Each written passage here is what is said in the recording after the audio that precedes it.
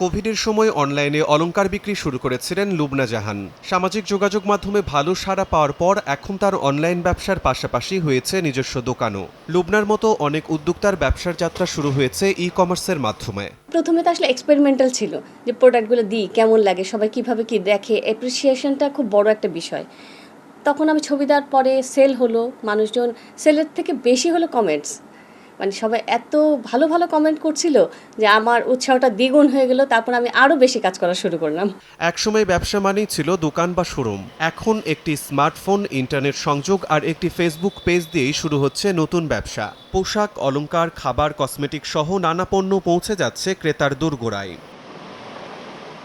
বিশেষ করে তরুণ ও নারী উদ্যোক্তাদের অংশগ্রহণ বেড়েছে এই খাতে। ডিজিটাল পেমেন্ট, মোবাইল ব্যাংকিং এবং কুরিয়ার সেবার বিস্তারে ই-কমার্সের প্রবৃদ্ধিও বাড়ছে দ্রুত।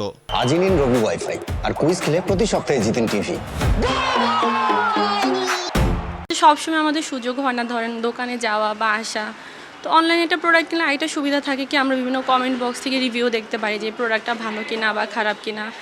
মেইনলি হচ্ছে আমাদের ট্রান্সপোর্ট সুবিধাও হয়, আর হচ্ছে রিভিউ দেখে জানা যায় জিনিসটা কেমন। ঢাকার একটা ভালো প্রোডাক্ট আমি কক্সবাজার থেকে তো পেতে পারি না, তাই না? তাই এটা আমি বাসায় বসে পাচ্ছি, এটা আমার জন্য লাভ। তবে পণ্যের মান, ডেলিভারি জটিলতা এবং ক্রেতার আস্থা ধরে রাখতে এখনও বড় চ্যালেঞ্জ নিতে হচ্ছে।